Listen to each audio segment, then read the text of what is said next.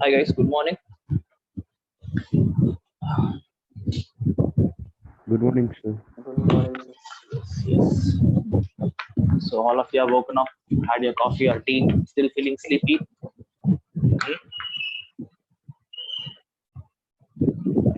Okay. So we have been seeing atomic structure, isn't it? Right. So last class we saw. What to say? How Dalton's theory was disproved, isn't it? So we saw how all the subatomic particles were discovered. Correct. Right. So we started with Thomson's model, Thomson's experiment, and what was the experiment there, guys? What experiment Thomson did?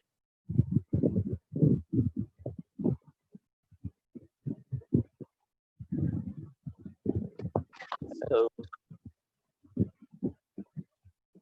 guys, what experiment? Sir, he made a model by placing a battery and he coated a zinc sulfide coat. I understand. Like, just tell me what is the name of the experiment?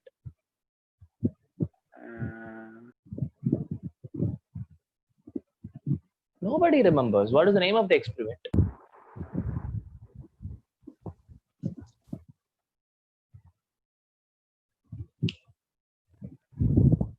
Surprising. How is it possible, guys? You don't remember the name of the experiment? Or everybody is so sleepy that you don't want to unmute yourself and tell it? Huh? Sir, yes. That plum pudding model. That is the model of the that is the atomic model prediction. What is the name of the experiment? Dalton's atomic theory. Dalton was a different guy, right? So Thomson did an experiment, and Sorry, sir. By which he was able to predict, he was able to discover electrons. What was that experiment called as? Cathode ray. Thank you so much. It is cathode ray experiment. Correct, right? So hope you remember what and all the the construction, how it was, right? So I had a glass tube and I placed 2 electrodes and I connected to the power supply, right? And then behind the anode, basically I had a certain screen, zinc sulfide screen, correct? And then when I switched on the battery, what Thomson saw was something was moving from the cathode towards the anode, right? And how he was able to find that out is by having scintillations, bright spots on the certain screen, correct? right? And then he did so many other things to find out what are the properties of these cathode rays, correct? So when he placed an external electric field, an extra battery was placed, he found that the cathode ray was deflecting towards the positive electrode. That means that the cathode rays are negatively charged, correct? And next thing what I wanted to prove is whether they move in straight lines or not. Tell me what I did for proving that the cathode rays move in straight line. Place the two electrodes on the. That is negatively charged, right? That is to prove that it is negatively charged. So to prove that cathode rays move in straight lines, he put an object in between the rays. Okay, then he absorbed shadows. Exactly. So he put a object in the path of the cathode rays, and he found that the shadows were exactly of the same size of the object. That proves that the cathode rays move in straight line. Yes. Okay. Next, what else? We have to prove whether it is a particle or a wave, right? So how did he prove it's a particle?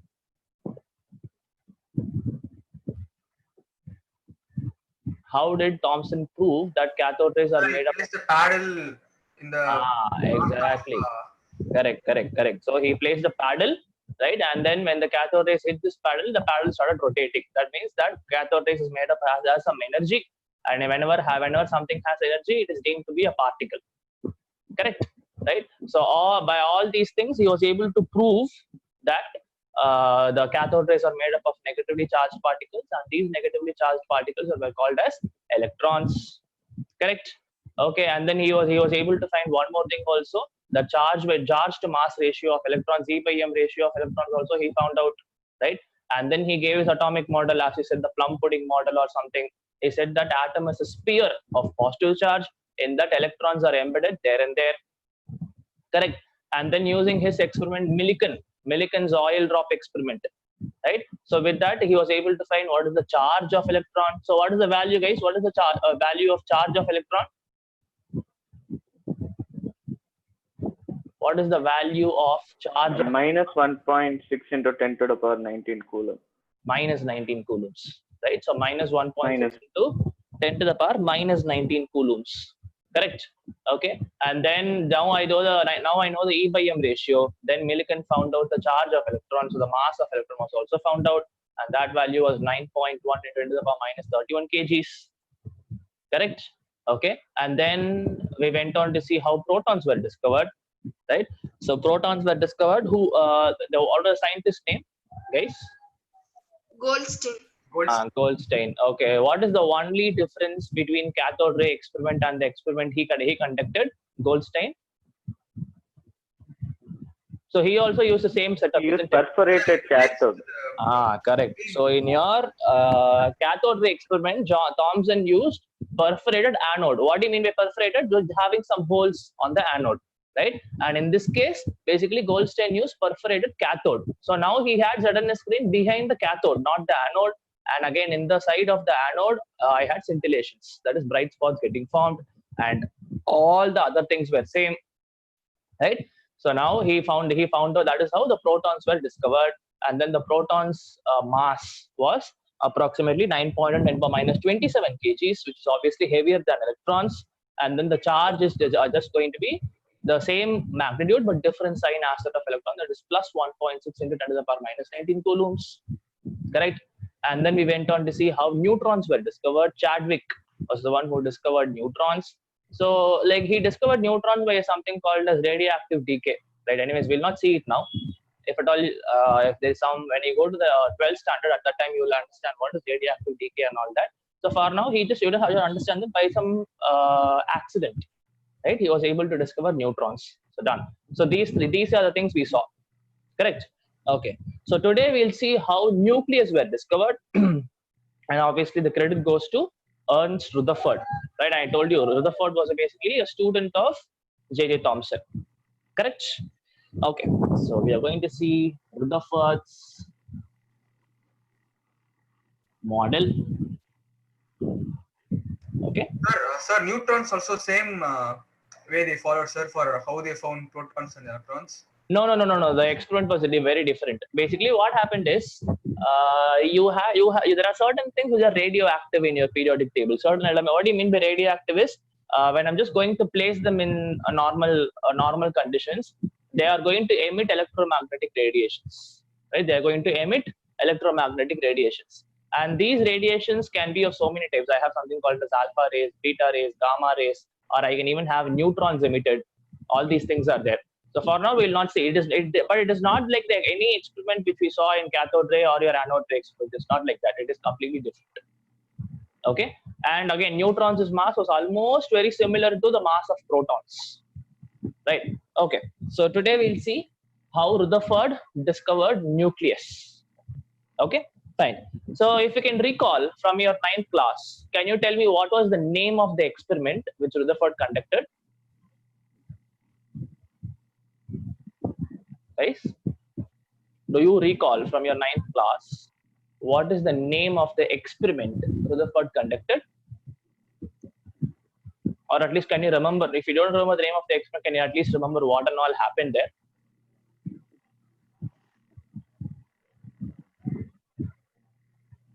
Gold foil.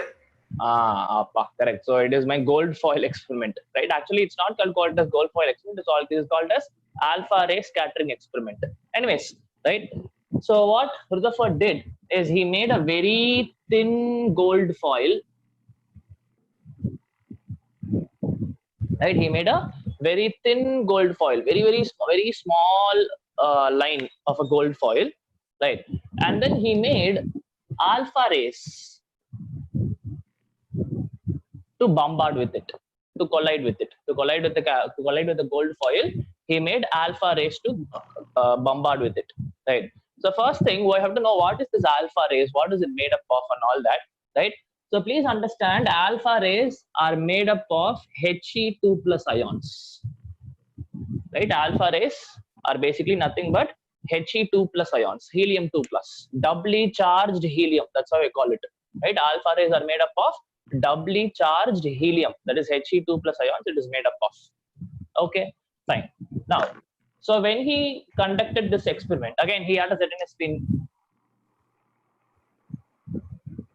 beyond the gold foil, behind the gold foil, he had a certain screen also.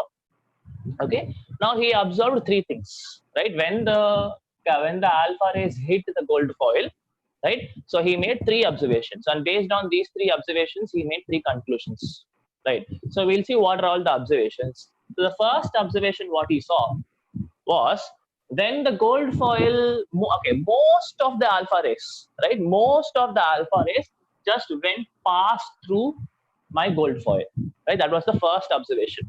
The first observation was most of the alpha rays went through the gold foil, right? They just penetrated and hit the certain screen, and I found scintillations, that is the bright spots. That is the first observation. Most of the rays passed through the gold foil. Okay, fine. And okay, guys, I just wanted to ask you, how many of you are taking notes? Like, everybody is taking notes? Yes, sir. Yes, sir. Yes, sir. Yes, sir. Okay. Because if why I asked is basically, when I asked you what was the name of the experiment, it took so much time for you to answer. If you have taken your notes, you just see the notes and tell me, right? See, please understand, even though you have your NCERT textbooks, taking notes is very, very important, because you will write the notes in the way you will understand easily. Like I am telling you in the way that by which you'll be able to take notes. So if you take notes properly, you can throw your book. I'm telling you, and if you're going to read from a book, it will be very, very big chunks of words, right? And if at all you're going to take notes, you will be able to easily finish that entire chapter in like 5-10 minutes if you take short notes. Understood? So please do have the habit of taking notes. Till 10th standard, you might not have the necessity to take notes because not much there is to study. But in 11th, I already told you how many chapters are there in chemistry, physics, and mathematics. It is mandatory for everyone to actually take notes. Okay, please have the habit. Right? Okay, fine. So the first observation, what he found out was most of the rays passed through the gold foil. That was the first observation. right? And how he was able to find out? Obviously with the help of the retina screen having scintillations, right? Now, second observation, what he found out was some of the rays, right? Some of the rays hit the gold foil and they deflected with an angle theta, right? After hitting, they didn't pass through it, but they got deflected with an angle theta, some angle theta, right? So that was the second observation. So some rays got deflected by an angle of theta. That was the second observation, right?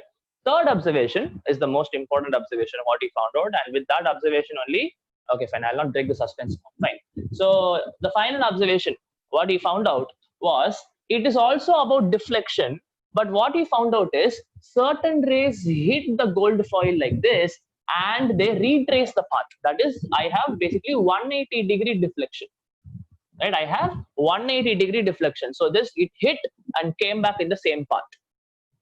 That was the third observation. So third observation is, and this happened only for very, very, very, very few rays. I would say if I have 1,000 rays, one among them, right, had this thing happening. That is, when they hit, they retrace the path. They came back in the same line, right? So 1 in 1,000 rays, 1 by 1,000th of rays retraced their path. Right, 1 in 1,000 rays retraced their path. They hit and they got deflected by an angle of 180 degrees. Okay, fine. So these three were the observations Rutherford made. Okay, and based on these three observations, he made three conclusions. For the first observation, one conclusion; second observation, third observation. Each one conclusion he made. Right.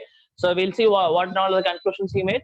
Right. Okay. Based on the first observation, that is, most rays passed through the gold foil, he concluded that most of the space. So first conclusion is this: most space inside the atom is empty. Right. Most space inside the atom is empty. That is what he concluded. Obviously, only if it is empty, it will just be able to pass through the gold foil and hit the certain screen, isn't it? So based on the first observation, that is, when most of the rays passed through the gold foil and hit the certain screen, he concluded that most of the space inside the atom is empty. Most of the space, right? Okay. Based on the second observation, that is, when some of the rays got deflected by an angle of theta, right? Now, please understand that my alpha rays are made up of He2+ ions. I already told you, right? So obviously it is made up of positive charges, isn't it? It is made up of positive charges. And the only logical reason I can come up with why this is happening, that is, a positive ray or a positive particle getting deflected, can be only because of repulsion. It's only because of repulsion, right? So how? So obviously inside the gold foil, there must be some positive charge. And that is the reason why these alpha rays are getting deflected by an angle of theta. And obviously, before this itself, the protons were found out. So this is the second conclusion. This deflection happened, by some amount of deflection happened because of the presence of protons, which are also positively charged, and my alpha rays are also positively charged. And because of the repulsion, they got deflected. Very simple. Understood? Right. And last and final observation, that is, very few rays, that is 1 in 1,000 rays, deflected by an angle of 180 degree, right? So what I understand is, here also it is going to happen because of some positive charge, but it is not like the previous case, right? If it is like some previous case, I can understand that it is because of some lesser repulsion.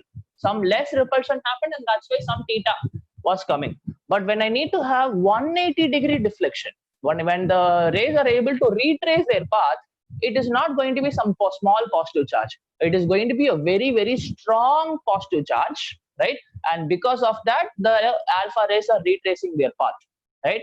So obviously, that strong positive charge, Rutherford coined the term nucleus, and which is a very, very, very strong positive charge, right? Which is a very, very, very, very strong positive charge. Understood? So first observation was most of the rays passed through the gold foil, and he concluded that most of the space inside the atom is empty.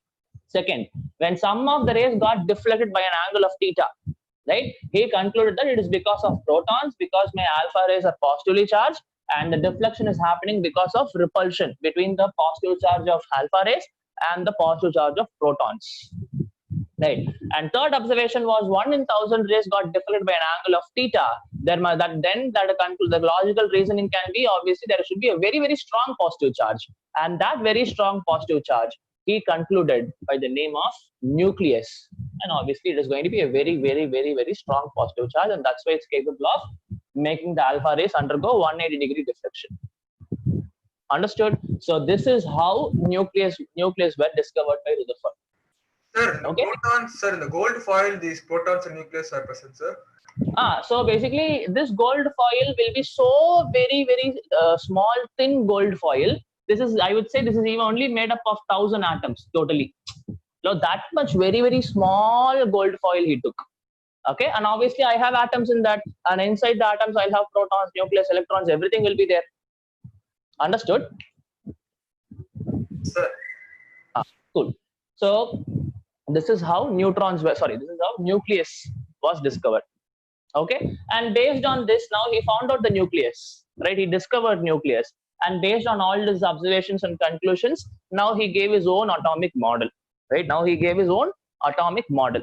Okay, so we'll see what is the model, right? So guys, any doubts here? Everything is clear till now? No problem? Yes, sir. Okay, fine. Right. Now we'll move on to see what is the model of an atom predicted by Rutherford. Right. Okay.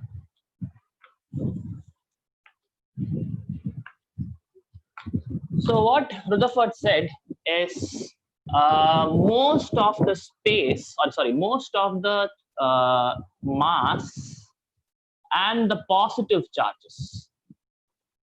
Most of the mass and the positive charges is concentrated at the center of the atom.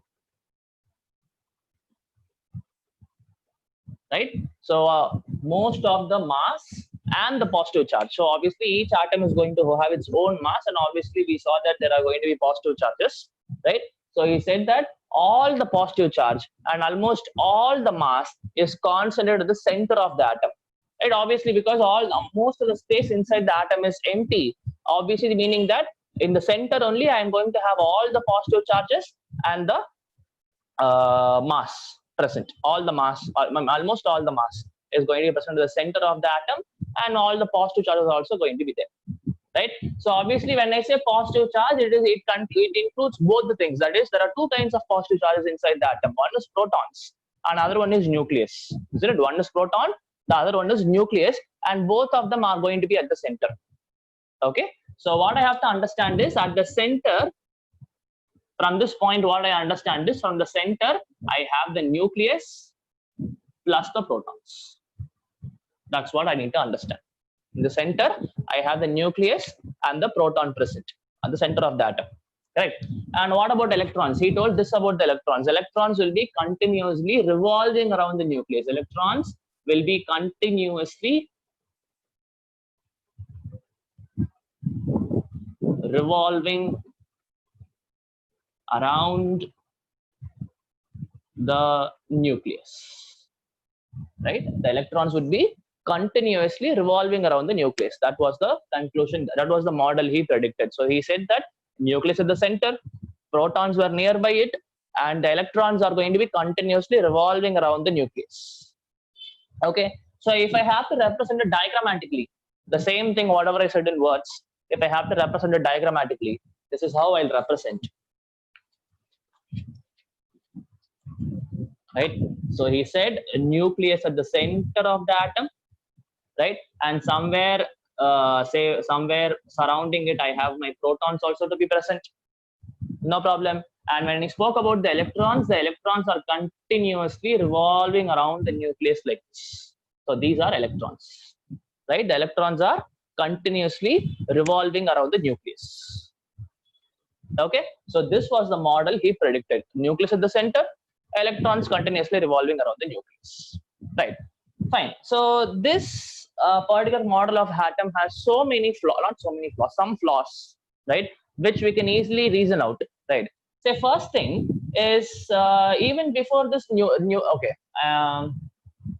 Fine. He spoke about nucleus. He spoke about protons. He spoke about electrons and all that. But only thing what I can see is fine. See, look. Imagine like this.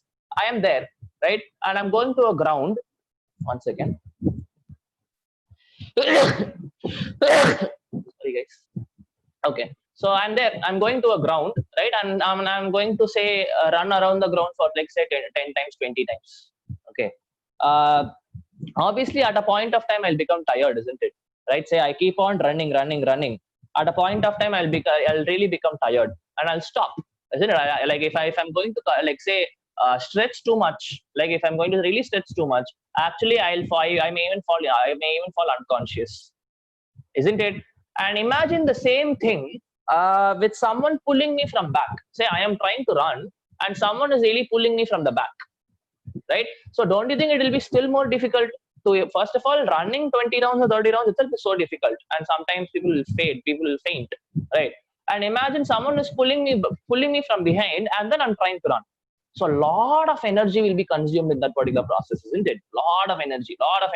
So instead of making 20 rounds, and now I may even 5 rounds I might faint because someone is pulling me from behind, right? So same thing is only happening here. Electrons are negatively charged, and it is continuously revolving around the nucleus. And you can please understand that nucleus and protons are there, which will have a very strong attractive force for electrons because they are unlike charges. Opposite charges attract, isn't it? So the electrons had to revolve around the nucleus, opposing the force of attraction from the nucleus. Are you able to understand what I'm telling? So basically, he said that the electrons are going to continuously revolve around the nucleus. So this is like how you imagine continuously they are running around the ground, right? And it has to do this process against the force of attraction from the nucleus. It is pulling the nucleus from inside, but still it has to rotate, right? So a lot of energy will be consumed. Now, at a point of time, energy, like say it has some amount of energy, it is going to keep on reducing. That is I'm talking about the electrons here. The electrons will have some amount of energy, right? So it will keep on reducing because this is happening, that it is continuously revolving around the nucleus and against the force of attraction. So at a point of time, electrons are going to lose all its energy. Electrons are going to lose all its energy, and it will fall into the nucleus. That is the point where I fade and faint, right? The electrons are going to completely lose all their energies and fall into the nucleus. So the only major problem, so when I talk about the demerits of this particular model, first thing is about the stability of the model predicted, right? What do you mean by stability? Obviously, he said that electrons are there, it is currently evolving the nucleus, but eventually the electrons will completely lose all its energy and it is going to fall into the nucleus, right? That means what? After a point of time, there will be no electrons, right? And how will the atom be stable after that? If I have only positive charges, only if the atom as a whole is neutral, then it is stable, isn't it? But if the electrons are going to fall into the nucleus, there will not be any more negative charges, only positive charges. So definitely the stability of the atom is not explained properly by your Rutherford, right? The stability of atom is not properly explained by your Rutherford. Okay, fine. Now second problem, right? Second problem what I face is a new term which you're going to see. There is something called as spectrum. Okay, so first we'll see what is the demerit. So okay, fine. First we'll see what is the spectrum, right? So when I say spectrum is nothing but a scale, right? Spectrometers, maybe you would have heard. So when I say spectrum is nothing but a scale, right? Now it is not a normal scale by which we'll be measuring length. It is the scale for measuring it is a scale for measuring energy. It is a scale for measuring energy. So this is how it is going to look. So guys, okay, we'll speak about spectrum now. Guys, till now any doubt? Is everything clear? Yes, sir. Okay, fine. So till now there is no problem. So now we'll see what is this term spectrum. Okay, right. So I told you spectrum is a scale of energy, right? Spectrum is a scale of energy. So basically it is going to look like this. Okay, fine. Say some value. It is not exactly in terms of energy. I'll tell you it is going to be in terms of wavelength, or it is going to be in terms of frequencies, right? Okay, for now we don't have to confuse ourselves. Say starting with 0 and some value, some maximum value x. This is how the scale is going to look, right? Okay, now how will I be able to, like, this spectrum is, I told you it is going to measure the amount of energy which is getting released or the amount of energy which is getting absorbed in a particular process, right? Again I repeat, a spectrum is going to measure, a spectrometer or spectrum is basically collection of energies. These are all the collection of energies. Okay, so in this collection of energy, basically during a process, right, during a process energy is absorbed or say the energy is released. What is the particular value of energy released or energy absorbed? I'll be able to measure it, right? So what, like say in this example, obviously understand that energy is going to keep on getting lost, isn't it? The energy is going to keep on getting lost because of electrons is continuously revolving around the nucleus. Energy has to be spent, right? So the energy will be continuously lost, right? So if I try to mark where and all the energy is coming, if at all I try to mark where and all the energy is coming, say it will have some 100 joules, assume, say initially the electrons had some 100 joules of energy, correct? And obviously after a point of time, what will happen? According to this model, the energy will become 0, right? The energy will become 0. So obviously 0 to 100, all the things which are there now will get shaded, right? 0 to 100, whatever the values of energy I have, all the values will get shaded because 100 will become 99, 98, 97, 80 to 0 because the electron will eventually fall into the nucleus, right? So this kind of spectrum, this is the total spectrum, and this is the spectrum for this particular process. Okay, so this kind of spectrum is what is called as continuous spectrum.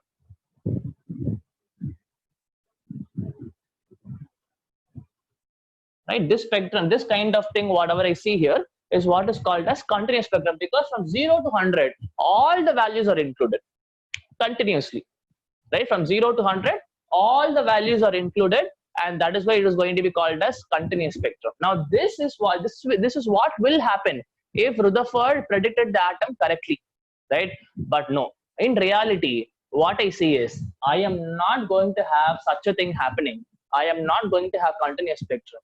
What I'm going to have is a line spectrum. So line spectrum in the sense, say the spectrometer is there, some 0 to x value, at one of the point, say this is some 50 joules, right?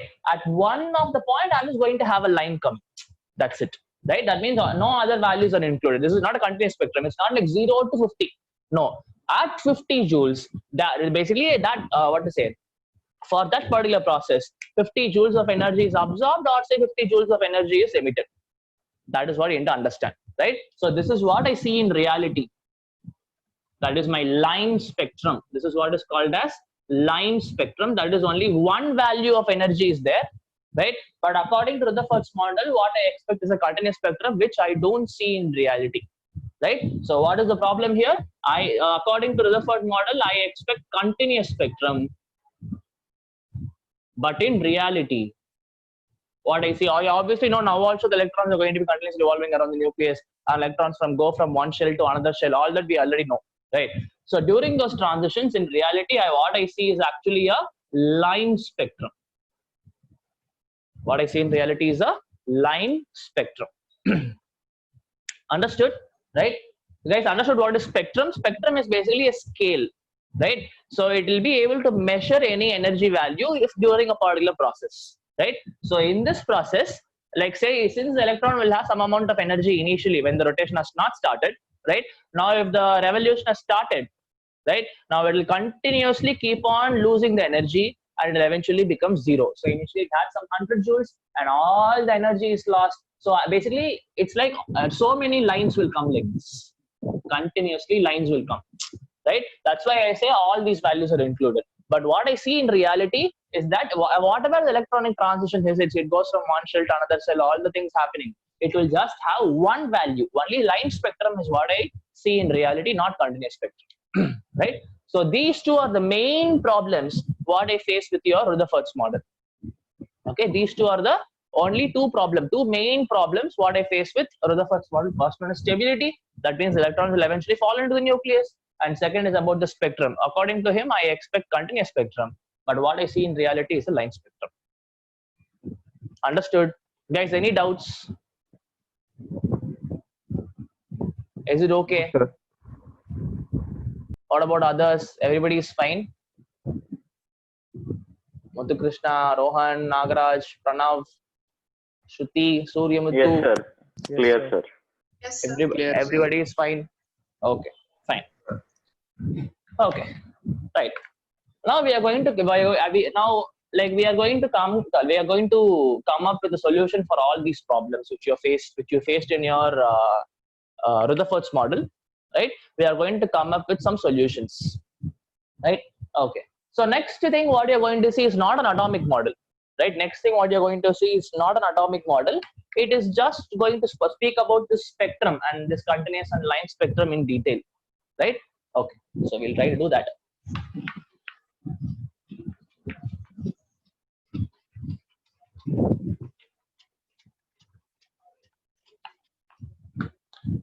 Right. So what we are going to see is Planck's quantization theory. Planck's quantization theory. Okay, right, fine. I told you certain times Newton's laws. That is, you studied laws of motion. You studied 3 laws of Newton's, right? So I told you sometimes these Newton's laws will not be valid, right? This Newton's law sometimes will not be valid, and Planck was the first one to prove it, right? Newton's laws will not be valid, and he was the first one. That is Planck, Max Planck. You even have an institute, even a college in London called as Max Planck Institute. London, called Max Planck Institute. Okay, so again Max Planck was awarded the Nobel Prize for his quantization theory. Okay, fine. So if at all you want to know exactly what he told, it is beyond the scope of 11th course. So you have to go to college to exactly find out what he said, right? Fine, but anyways, I'll be able to give you a gist of what he told. Okay, fine, right. So what Planck told is that, or say even before going to Planck, say now I have 3 equations of motion from Newton, isn't it? V minus u is equal to a, like v is equal to u plus at, v squared minus u squared is equal to 2as, s is equal to ut plus half at squared. So all these 3 equations I have, and I know that electrons are, and Rutherford said that electrons are going to be continuously revolving around the nucleus. So that is also a type of motion, isn't it? So if I apply these 3 equations of motion to that electron movement, right? If I apply these 3 equations of Newton's motion, right, to these electron movement, the results were not conclusive. The results, basically, if I know the velocity of electron, they were not able to predict how much distance it will move in that particular time, right? So basically, your 3 equations of motion were not applicable to electronic movement, right? So what Planck said, right? What Planck said is that Newton's laws are not applicable when I go for subatomic levels, right? When I go to subatomic level, that is when the particle size is very, very, very, very small. When the particle size is very, very, very, very small, right? Newton's laws of motion are not valid there, right? You cannot apply Newton's physics for your atomic movements, that is electron movement inside the atom. If you try to apply Newton's laws of motion, it is not going to be valid. You will not get results properly. Okay, and according to Newton, what happened is there is a thing called as black bodies. Right, you would have studied. There are so many research. There is so much research going on these black holes, black bodies, and all that, isn't it? So black bodies, if I say, right? So a black body is something. An ideal black body is something which will be able to absorb or emit any value, or let's say absorb or emit infinite amount of energy, right? So if I give some amount of energy, it will take it. If I give more amount than that, it will take it. Like, and it will be able to emit,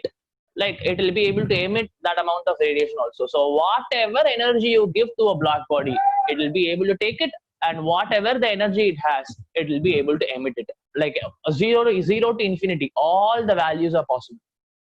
Okay, and at least that is what Newton predicted, right? The Newton said that there were already so much research going about this black body radiation and all that at this time, right? So what Newton concluded is it will be able to absorb or emit any value of energy, whatever the value I have in mathematics, right?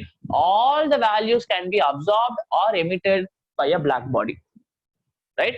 Again, Planck said no, this is not going to happen like this, right? So yeah, it may seem as if it is able to absorb or emit all the values of energy, but it is not going to be all the values. It's not like 0 to infinity, all the values I have can be absorbed or can be released. It is not like that. There are going to be certain permitted values, right? There are going to be certain permitted values, right? Only those permitted values of energy can be absorbed or it can be released. That's what he said, right? Not all possible values of energy are permitted.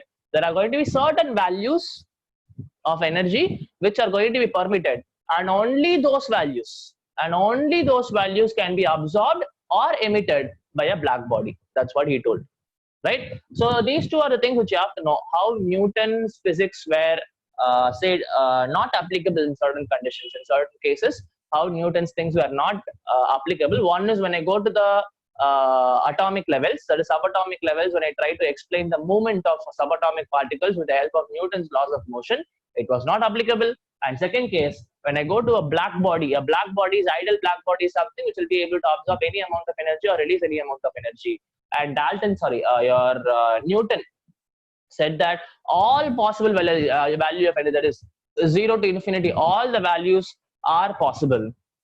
But what Planck said is that no, it's not all the values. There are going to be only certain permitted values, right? Only those values of energy will be absorbed, and that values of and some value and same amount of values of energy can be emitted.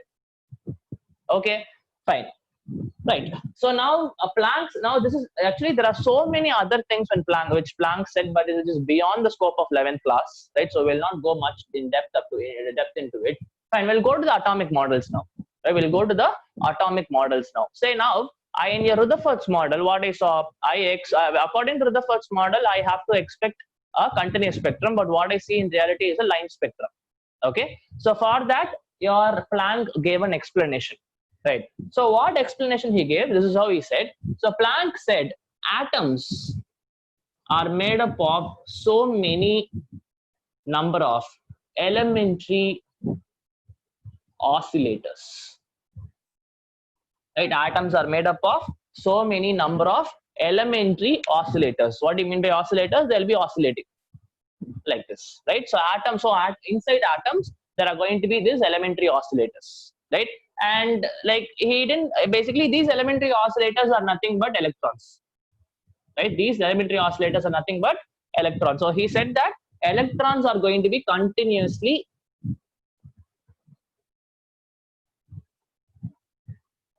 oscillating or vibrating, whatever it is. They'll be continuously vibrating or oscillating. That's what he told, right?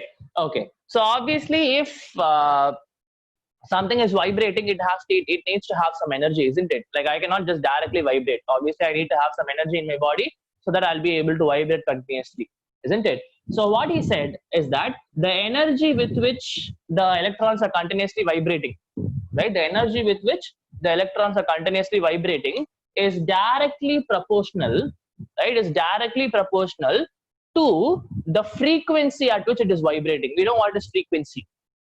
What is frequency, guys? How do you define frequency? Tell me. How do you define frequency?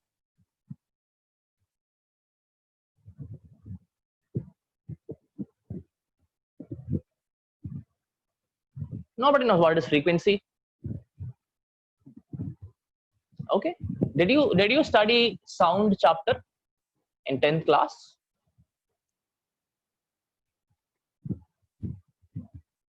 In physics, did you study? So you must have studied about frequency there. You didn't study? Yes, okay. sir, we studied, sir. So do you have any idea what is frequency, Abhishek? Forgot, sir. Sorry, you forgot. Okay, fine, no problem. Cool. So basically, frequency means number of cycles per second, right? In 1 second, how many cycles that particular process undergoes. Say, for example, in 1 second, I go 4 times like this, right? One, basically, I go and come back. 1, I go and come back. 2, I go and come back. 3, I go and come back. 4. So in 1 second, how many times I go and come back, right? So going and coming back is 1 cycle, right? Going and coming back is 1 cycle. So in 1 second, how many times I go and come back is what is the frequency. So for example, in 1 second, I do it 4 times, or say in 1 second, I do it 1 time. That is what is the frequency. So if I do it 4 times, the frequency is going to be 4. If I do it only 1 time in 1 second, the frequency is 1. Right? So please understand, this energy is the energy of these elementary oscillators are directly proportional to the frequency. Right? The energy of these oscillators are directly proportional to the frequency of vibrations. And what we know what is frequency now? Frequency is number of cycles per second. You have to know this. Frequency is nothing but number of cycles per second. Number of cycles per second, and it is denoted by the SI unit. Basically, obviously, every physical quantity will have its own unit, isn't it? So obviously, you are talking number of things per second. So obviously, you can understand frequency, and it is denoted by frequency denoted by the letter gamma, like this. Right? This is how I represent frequency, a gamma. Right? So this is how I represent frequency. So obviously, what I can understand is frequency is 1 by t, isn't it? Number of cycles per second, right? So the value of the equation of frequency is nothing but it is a reciprocal of time, right? Logically speaking, that is how it is, isn't it? So obviously, you can easily understand what is the unit, right? Can I say the unit will be per second, second power minus 1? Right, the unit of frequency would be second power minus 1, and this second power minus 1 is also called as hertz. H is it. You would have heard 20 hertz, 30 hertz. Humans range, humans frequency, humans hearing range is some this hertz to this hertz. All the 20 hertz to 20 kilohertz. Is it correct? Right? That's what they have told. Right? So that is what is all about. Frequency is nothing but it is reciprocal of time. So it will definitely have per second, second power minus 1 as its unit, right? And this per second is given a technical term called as hertz. It is denoted by the letter H is it. Okay, so what I can understand from this is the energy of the elementary oscillators. The energy of the elementary oscillators is directly proportional to the frequency of their vibration. Frequency is denoted by the letter like with a symbol like this. Right? So energy of the oscillators is directly proportional to the frequency at which they are vibrating. Okay, and obviously to remove the proportionality sign, what will I do? I have to introduce a constant, right? So that constant is my H. So E is equal to H nu, and this H is what is called as Planck's constant.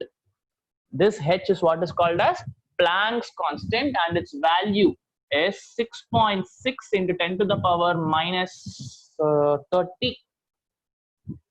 Right? This value, its value is minus 26. Right? 6.6 into 10 to the power minus 26. That is the value of Planck's constant H. Okay, so this energy of the oscillator is directly proportional to the frequency at which the oscillators are vibrating, or say the electrons are vibrating, right? And to remove the proportionality sign, I put a constant. E is equal to H nu, and this H is what is called as Planck's constant, right? And the value is 6.6 into 10 to the power minus 26. You have to remember the value. There is no other go. Okay, Planck's constant value you have to remember, right? Okay. Right, so now we'll continue with this. Okay, now this particular value of energy, say I told you that during an electronic transition, during the electronic movement, like we can even take the same thing as on the black body. He said that during a black body radiation, it is not like all the value of energy are absorbed or all the value of energies are emitted. There are going to be certain permitted values. Isn't there are going to be only certain permitted values, and these permitted values can only be absorbed, or these permitted values can only be released, emitted, right? So here also I can do the same thing, right? So you can understand that there are going to be so many number of electrons, and all of them are going to vibrate, right? All of them are going to vibrate, and I'll be able to tell that they cannot have all the values. Any value and every value cannot be obtained by these electrons for vibration, right? They are going to have only certain permitted values. And the energy of these elementary oscillators or electrons, we are going to have only certain permitted values, okay? And these permitted values are going to depend upon one simple value, right? I'm telling you, this permitted values of energy which the electrons can possess, right? These permitted values of energy which the electrons can possess are going to depend upon a fundamental value, right? Are going to depend upon a fundamental value, right? And that fundamental value, or say the fundamental value on which all the permitted values are going to depend. So this is depending on, or I would say, all the permitted values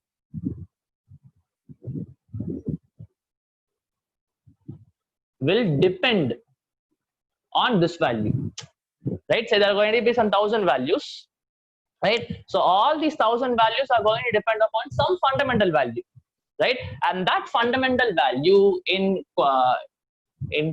this quantization theory is what is called as quanta, right? The fundamental value on which all these permitted values are going to depend, that fundamental value is what is called as quanta, right? And how they are going to depend is the next question, right? I understand that I cannot have all the possible values of energy, that I understand, right? But how they are going to depend is the question. How they are going to depend upon this fundamental quantity called as quanta, right? So quanta in general terms is nothing but a packet of energy, right? Quanta is nothing but it is just going to denote a packet, a small packet of energy. Okay, fine. So don't get confused. Wait for it. You will understand this. Okay, right. Now I'll take this. Say there is one electron. There is one electron which is having minimum energy, right? I'm going to take the electron which is vibrating with the least frequency. Okay, I'm going to take the electron which is vibrating at the least frequency, and that will have the least energy, because energy and frequency are directly related, right? So I will tell this E1 is nothing but h mu1, and this is the lowest value, right? There is going to be an electron which is going to be vibrating at the least energy with least frequency, okay? And this is my fundamental value, right? Which among all these values of energy, there will be so many electrons vibrating with so many frequencies. I am going to take the electron which is having the minimum frequency and minimum energy, and this is my fundamental value quanta, right? This is my fundamental value quanta, and all the other electrons' energy we will be able to predict with the help of this fundamental energy. What energy they will have, right? What energy they will have can be predicted with the help of this particular energy called quanta, right? And this is how it is going to be. All the permitted values of energy, should be integral multiples of this fundamental quantity quanta. You write the statement. All the permitted values of energy,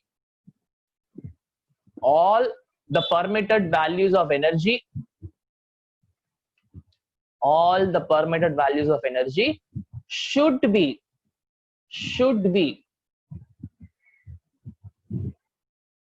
integral multiples of the fundamental energy, should be integral multiples of a fundamental energy, called quanta. Should be integral multiple of a fundamental energy called quanta. Okay, so what I'm trying to say is all the other values of energy, say En, E2, E3, E4, E5, E6, whatever it is, say second electron, third electron, fourth electron, fifth electron, right? So all these values of energy can only be, this is E1, right? Can only be integral multiple, that is some integer, that is, it can be starting with 1, 2, 3, 4, so on and so forth, right? Integral multiple of this fundamental energy quanta. You cannot have all the possible energies, no, right? Now there is going to be some fundamental energy, right? Depending on that fundamental energy only, all the other values are permitted. And how they are dependent? All the values of permitted energies are going to be integral multiples of this fundamental energy called as quanta, right? And this particular thing is what is called as quantization. So quantization means there cannot be all possible values of energy. The permitted value, the possible values can only be integral multiples of this fundamental energy called as quanta, right? So basically what I'm telling is E2 can be is equal to 2 into h nu, and this again, this is my fundamental frequency, that is my quantization frequency, right? Say E3 will be 3 into h nu. All the frequencies are same, right? Or say I can write it as 2, E2 is equal to 2 into E1, E3 is equal to 3 into E1. Are you able to understand? I cannot have any energy like this 0.5 into E1. No, it is not permitted. 0.3 into E1, it is not permitted. Only integral value, integral multiples. That is when I have whole number multiplied with that fundamental energy. Those values are only allowed, right? Now this gives an explanation for my Rutherford's model. So what Rutherford said, electrons will have some energy initially, and then it will continuously revolve around the nucleus, emitting this all the energy it has from 0 to 100, right? So obviously I cannot have a continuous spectrum. It is going to have only one energy, only one value of energy is going to get emitted, and I'm going to get a line spectrum in your spectrometer, right? So this might feel little like say cloudy, but please, what you have to understand is energy, not only for this, any value of energy that if I have, I'm going to have some groups of energies. All these values of energy are going to depend upon the smallest value, whichever is the smallest value, and I'm going to take that, and all the higher energy values which are there will be integral multiples of this of the smallest value. And this smallest value is what is my fundamental value, and this fundamental value is what is called as quanta, right? Say it's like I know in one watt, if I take say a water packet, right?